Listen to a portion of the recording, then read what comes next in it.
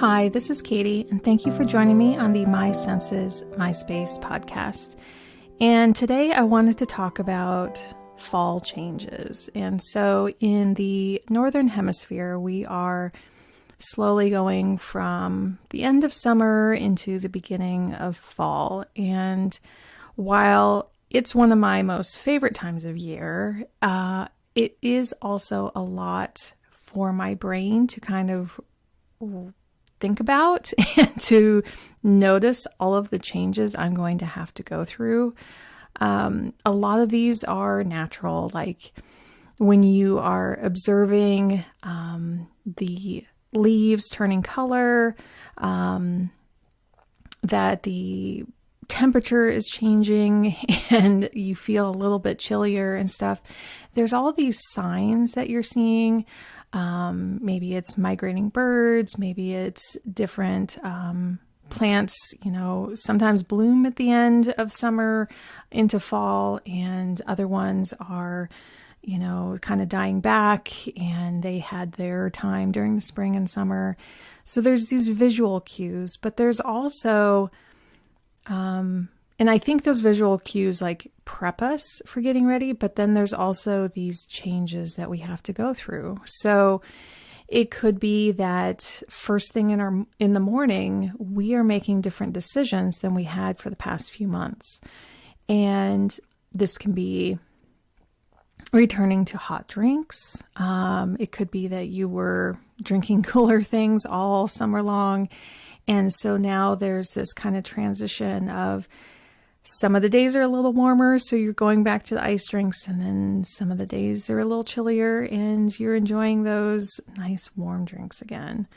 And sometimes those drinks have a flavor to them. Sometimes around this time we're adding more cinnamon or different spices to kind of evoke those smells and tastes of fall. And we're picking out like different clothes. So do you have access to those clothes? Like I'm thinking of my own wardrobe, and do I need to swap out some things so I have an easier access to some of the lighter sweaters right now into the heavier sweaters as the season progresses? Am I wearing different shoes? Like this time of year, especially in the Pacific Northwest, it's getting a little rainier, and so having access to rain boots or something that can handle more water instead of like any kind of sandal is not going to quite cut it as fall progresses. Are we also getting out scarves? And because it's just so transitional, right? Like going from warmth into cooler, it's kind of this gradation of a light scarf into a little heavier scarf, just like, your wardrobe. And also with coats, right? Like you could be not wearing a coat all summer and then suddenly wearing not suddenly, but gradually wearing like a little heavier jacket in the evenings. And then all of a sudden you're kind of wearing them during the day. And it can be really hard to pinpoint these things. Like they just happen over time. And I think that's excellent for people who need like a drawn out transition time. I think that's what the seasons bring. Like in reverse, this happens in the springtime where you're kind of wearing less and less so that you don't get overheated.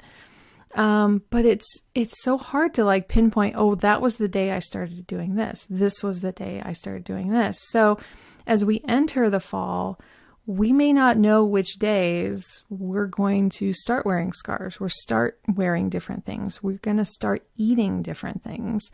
We're going to start preparing meals that are more possibly oven-based so that it's heating up the house. And it just kind of gradually happens. And so like just this last week, I was grocery shopping and thinking, wait, do I need to start kind of buying a few different items? Can I start like braising things in the oven again? Can we do things that like soups and stews and things like that kind of bring that really kind of heartiness? Or Am I also mixing in still some of the brightness of summer through greens that are still available through the next month? And that's an interesting thing too, right? It's like this combination of the end of summer things and into fall. And so when you're mixing these things together, it's kind of unique and it's kind of fun.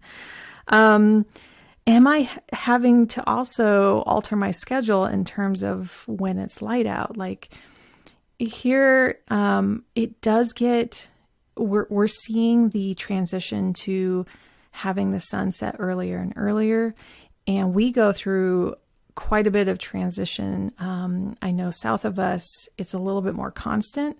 So we're like during the peak of summer, we're having, light until like 9:30, almost 10 p.m.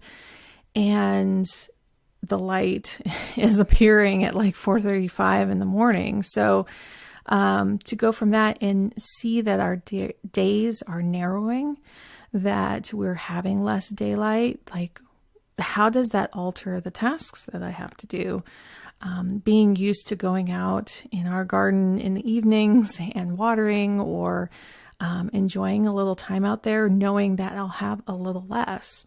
And, peak winter, our sun sets at like 4:30 p.m. So knowing that like between those two extremes, we're kind of in the middle and flowing over to the side where we have less light. What does that mean for my activities? I loved going out and having that extra evening time to maybe run an errand or two, or maybe to enjoy the neighborhood or something. And now that that's going to be kind of dialed back, what do I do with my evenings then? Is it sitting in and reading a book? Is it lighting some candles, having some personal time? Maybe taking more baths, bubble baths by candlelight. I don't know. But I find it really interesting that as we kind of look around and see these changes happening, maybe the decor changes, maybe if you have enough neutrals in your home, and this is kind of how I operate. I don't think too hard about it, but I realize I have a lot of neutrals, and during certain times of the year, I like to just swap out colors so that it feels more like the season. Maybe some more oranges and rust tones, or yellows to kind of mimic the leaves that are about to turn. And so with thinking about food, thinking about our surroundings and everything, it also kind of sends up some warning bells in my head. Gentle warning bells about the holidays are coming, right? And what does that mean? What does this whole holiday season look like? And I'm kind of looking at mine a little differently in terms of the time that I'm using to prepare for each of those holidays. I find for myself, it helps a whole lot to have a longer lead time to the holiday that's coming up.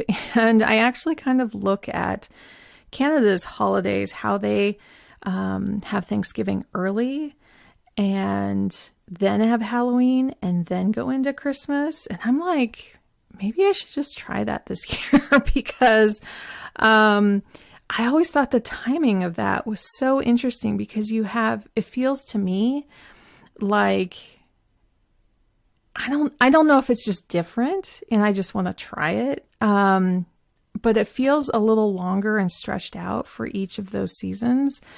And then they have kind of like this earlier Christmas, holidays type, whatever you celebrate during that time season. These are just the holidays I celebrate. But I thought it'd be interesting just to play around with the timing of how long the decorations are in our home. Like, why not play around with that? So it's just something to consider. Whatever holidays you are celebrating, maybe it's kind of good to take a quick look and go, you know what? I love this holiday so much. What would it feel like to have an extra week of it? I don't know. Just a thought. So that's what I'm kind of wondering. And I'm just like, right on this cusp, this verge of transitioning. Like I'm looking out my window and seeing all the trees are green right now. And I'm looking to see if any of the tips are turning yellow yet. And there's definitely some dried leaves going on. We've had a very wet, like spring into summer a bit. It's been very cool, very fortunate for us this year. And so I'm still though going, okay, when's it going to start happening?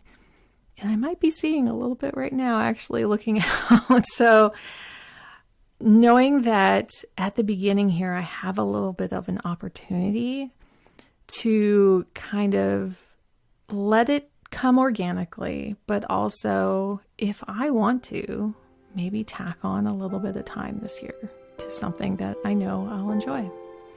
Maybe you can too. So I hope that brings a little thought to your day, and thank you for joining me, and I'll see you again next time on the My Senses, My Space podcast.